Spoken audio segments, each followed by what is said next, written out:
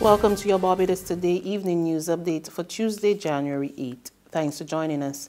I'm Fernella Wedderburn.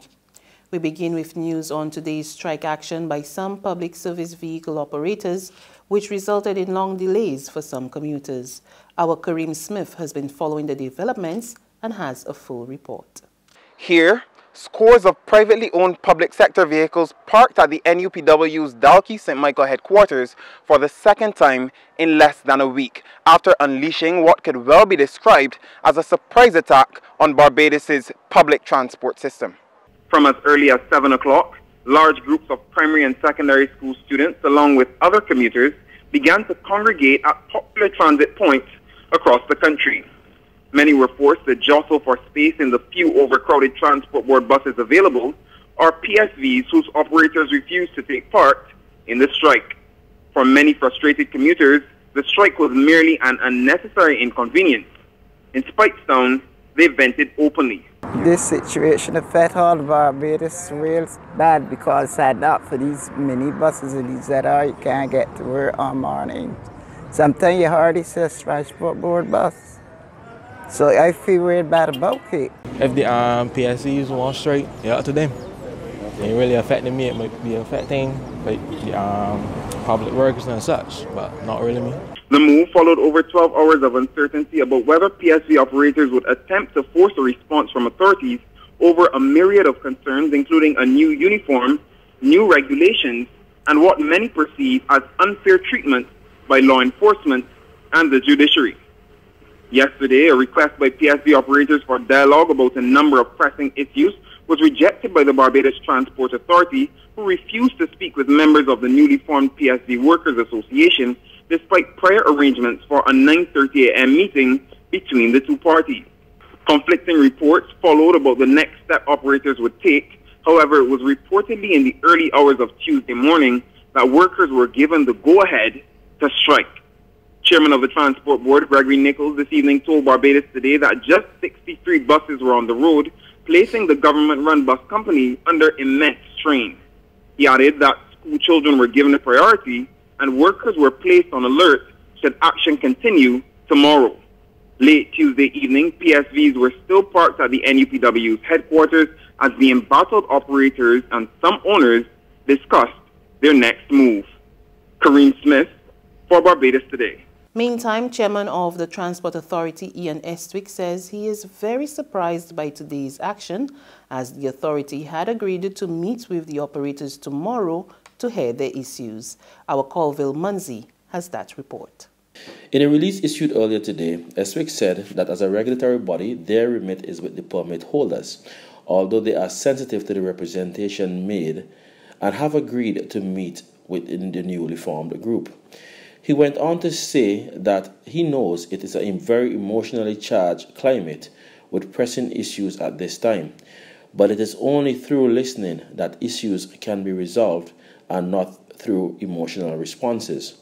Estwick said that the authority is prepared to sit and have a reasoned discussion with the new group, even as he reiterated that the board cannot fix overnight all of the problems that have existed for decades. He emphasized the point that the regulatory body does not make the laws, but where there is room for compromise in areas that would lead to a better service, they will be willing to listen and act. He, however, made it clear that the board cannot and will not compromise in areas that would affect public safety and the security of the traveling public and other road users. This is Colville Munzi for Barbados Today. In other news, the state-owned enterprise which manages the local sugar sector is optimistic that a settlement will be reached when retrenchment talks resume with the workers' bargaining body tomorrow. General Manager of the Barbados Agricultural Management Company, Leslie Parry, says there is no longer any significant differences between the BAMC and the Barbados Workers Union following a meeting yesterday. He says tomorrow's talks are geared towards finalizing the number of workers who will be sent home from the BAMC under the government's restructuring program.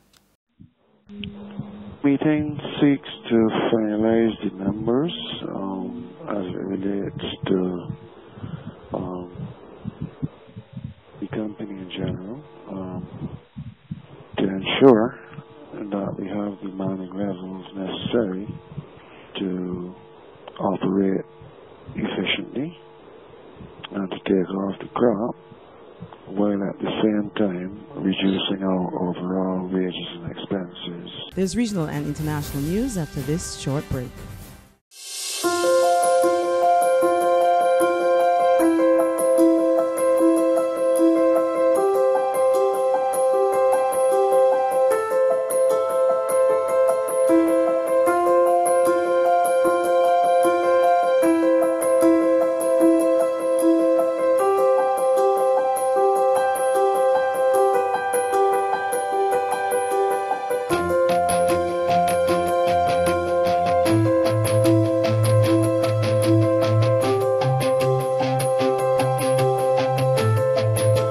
Barbados Today, news you can trust. To news from the region now, the contentious no-confidence motion will be heard in the Guyana High Court come next Tuesday. Those named in the suit are the Speaker of the House, the Attorney General, and the former Member of Parliament, Sharandras Prasad. We get the details in this report from Royston Drakes of Capital News. Berbice farmer Compton Herbert Reid has moved to the court against the no-confidence motion, which was passed in the National Assembly.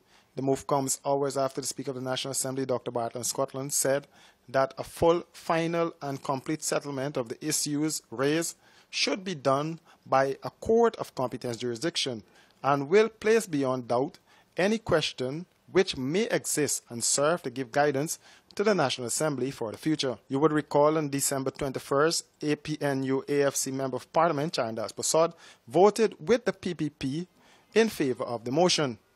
Reid, who hails from New Amsterdam, has a battery of lawyers who are representing him, and that team is led by Senior Counsel Rex McKay.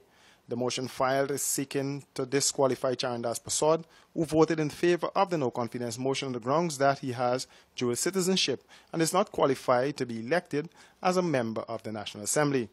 The Speaker of the National Assembly, Dr. Bartlett Scotland, former Member of Parliament Sharandras Prasad, and the Attorney General, Basil Williams, are all listed as respondents in the matter.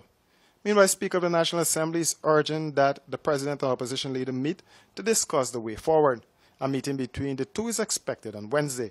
And finally, U.S. President Donald Trump makes a case for a border wall to Americans later tonight as he tries to make good on a campaign promise. More in this report from Reuters Television.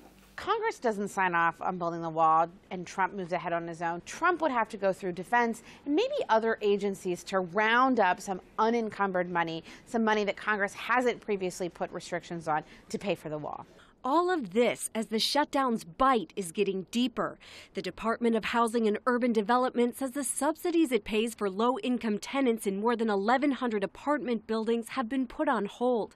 And the USDA said it's only weeks away from running out of funds to provide food stamps for 38 million Americans. Democratic Senator Bob Menendez on Tuesday accused Trump of disregarding the impact on federal employees. To Trump, these hardworking Americans are just political pawns, bargaining chips, collateral damage in his egotistical quest to fulfill a ludicrous campaign promise. I am proud. The standoff between Trump and Democrats has shuttered much of the federal government, leaving some 800,000 workers either furloughed or forced to work without pay. And that's news, but for the very latest, visit our website at www.barbadostoday.bb. You can also subscribe to our e-paper, email updates, and like us on Facebook, or sign up for our breaking news alerts via WhatsApp. We're also on Izumi Media and bus terminals, as well as screenplay at supermarkets and gas stations near you. You can also hear us on Mix 96.9 FM and Capital Media HD 99.3 FM. I'm Fernella Wedderburn. Good evening.